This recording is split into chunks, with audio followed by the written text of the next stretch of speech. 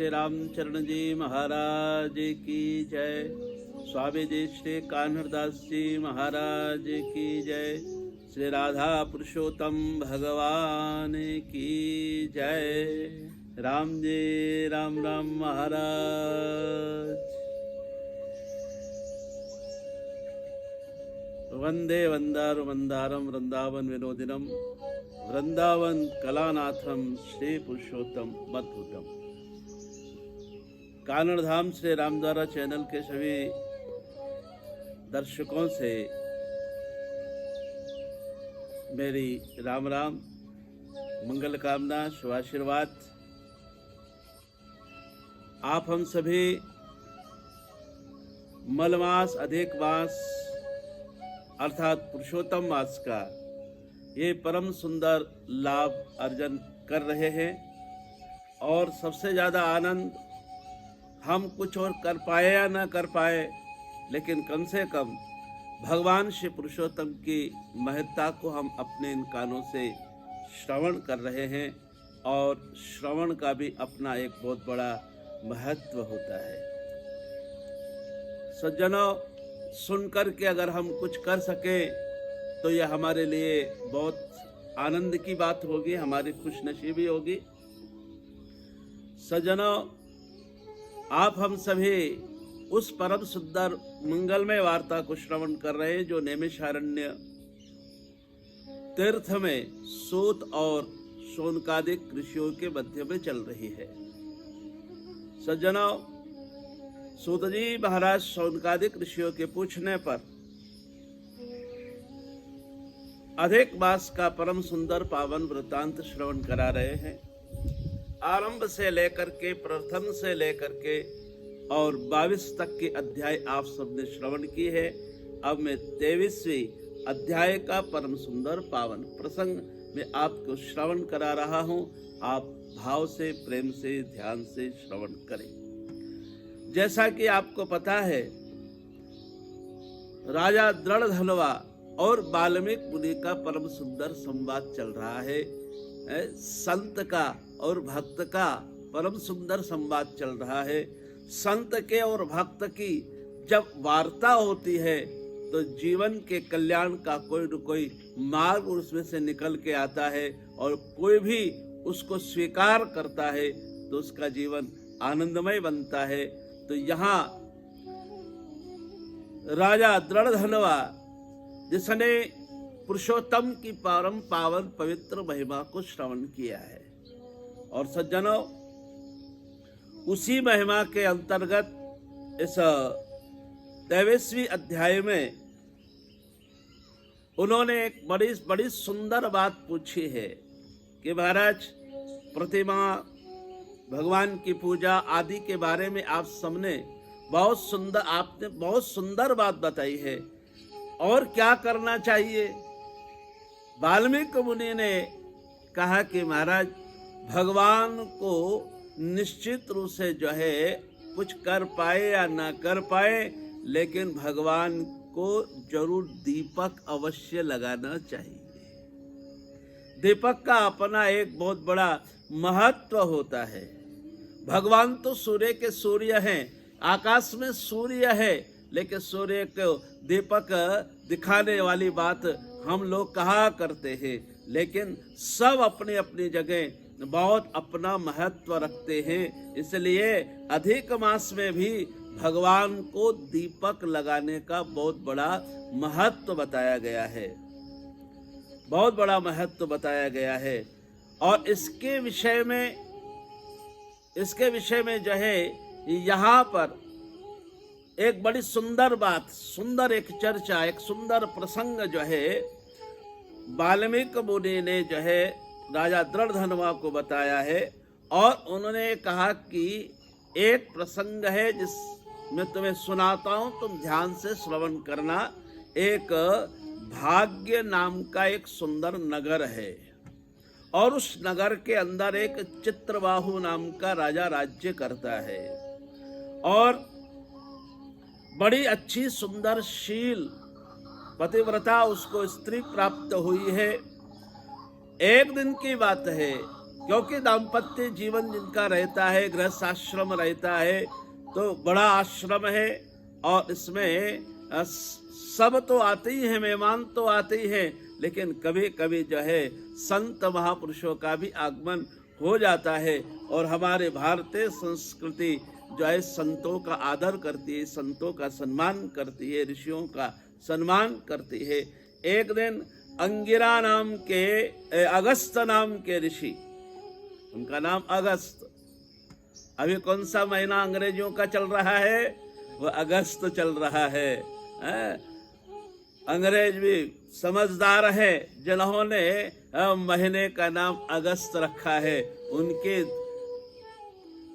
जीवन में अगस्त का क्या महत्व है वो जाने, लेकिन हमारे यहाँ तो सनातन धर्म में, भारतीय संस्कृति में अगस्त ऋषि का बड़ा महत्व है और बड़े बड़े राजे महाराजाओं के वह गुरु रहे हैं।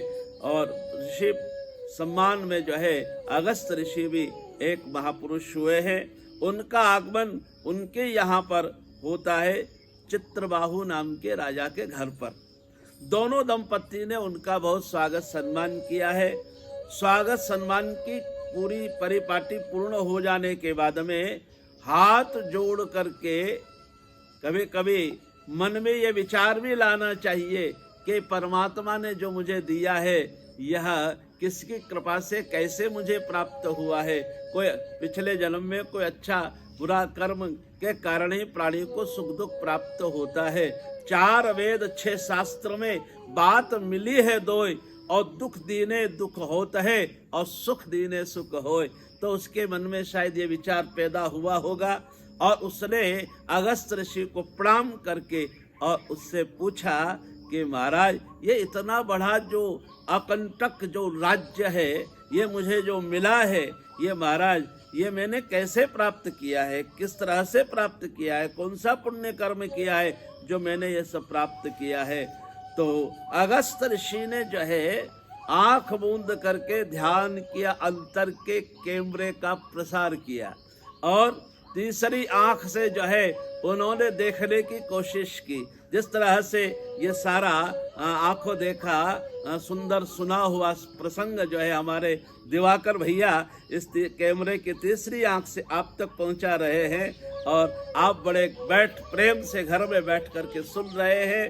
ठीक उसी तरह से अपने भीतर के तीसरी आंख से जो है ऋषिवर ने देखा तो उन्होंने उनसे कहा कि राजन, तुम पिछले जन्म में एक मणिग्रीव नाम के जो है एक साधारण से घर में जन्म लेने वाले प्राणी थे, एक सेवक समाज के घर में जन्म लेने वाले प्राणी थे और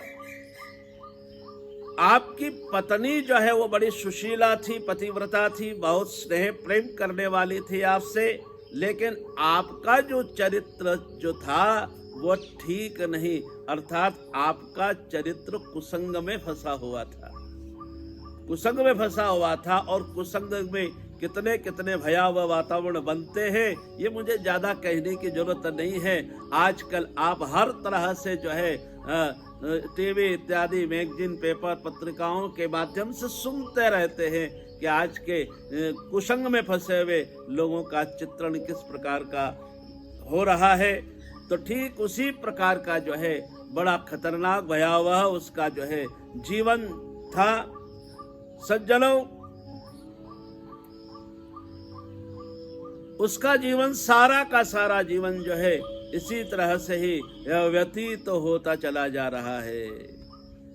लेकिन सज्जनों, जब जिसका कुसंग में फंस जाने पर इस प्रकार की स्थिति बन जाती है तो फिर कोई भी उससे बात करना, सज्जन पुरुष कोई उससे बात करना नहीं चाहते।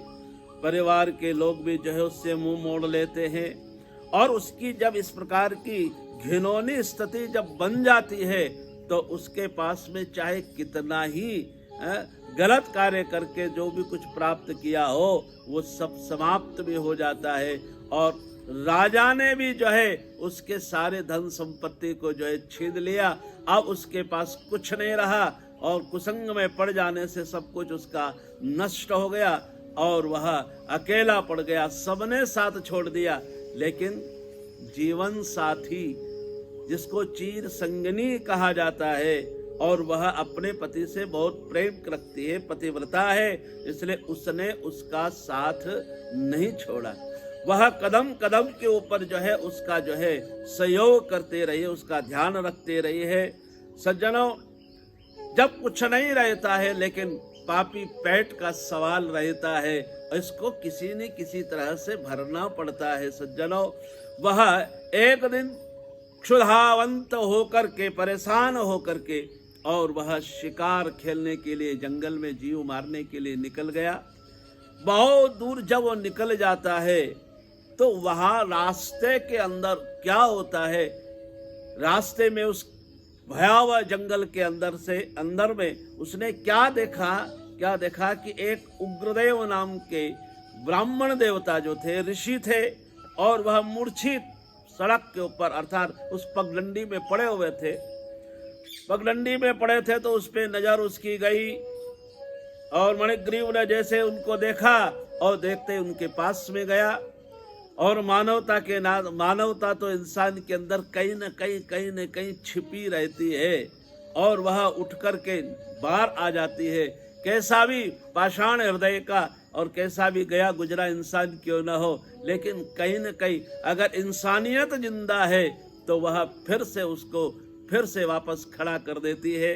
तो सज्जनों, शायद उसके का समय अच्छा आने वाला था, तो रास्ते में पड़ा हुआ मूर्छित ऋषि महात्मा उसको मिल गया, और उसने उसको उठाया और उठा करके अपने जंगल में बनी हुई उस कुटिया के अंदर लेकर के आया, और वहां ला करके दोनों पति और पत्नी ने उसकी खूब प्रेम से सेवा की। और सेवा के बाद में जब उग्रदेव ब्राह्मण देवता को उसकी सारी परिस्थितियों के बारे में पता चला, तो उनके भीतर में भी एक दया का भाव अंकुर हो गया कि जंगल में पड़े हुए इस जीव को ये व्यक्ति मुझे लेकर के आया और दोनों ने मेरी सेवा करी है, तो इसका जीवन आनंदमय बनना चाहिए। उन्होंने सारी बात अपनी उनको सामने अभिव्यक्त करी कि मैं तुम्हारे अवश्य जो है कष्ट का निवारण करूंगा, अवश्य कष्ट का निवारण करूंगा, और तुम्हारा जीवन आनंदमय बनाने का प्रयास करूंगा। और उसने भी हाथ जोड़ करके कहा कि महाराज, आप जो है मेरे पर अवश्य जो है कृपा करिएगा, और आपकी कृपा के बिना कुछ भी नहीं हो सकता। आप मुझे मिल गए, आप जैसे महापुरुष मिल गए तो अवश्य मेरा कष्ट दूर हो जाएगा। तो उसने सारी अपनी व्यथा कथा उनके सामने कही है। तो सज्जनों, यहाँ पर जो है उन ऋषि ने उसको बहुत सुंदर बात बताई है, और उन्होंने वही बात कही है जो मैंने आपको आरंभ में कही है। और सज्जनों, यहाँ पर वह महात्मन उसको सुंदर सा क्या उपाय बतलाते हैं। ऐसे शुरू में मैंने इसकी भूमिका आपको कह दी, लेकिन यह आगे का सुंदर प्रसंग आपको जो है वह 24वें अध्याय के अंदर जो है बतलाया जाएगा, और आप जो है बड़े प्रेम के साथ में उसे श्रवण करना। और समय समाप्ति की ओर बढ़ रहा है, और इन्हीं शब्दों के साथ मैं आपसे विदा लेता हूँ। आप सभी को फिर से मेरी मंगल कामना। जय श्री राम। बोलो श्री राधा पुरुषोत्तम भगवान की जय।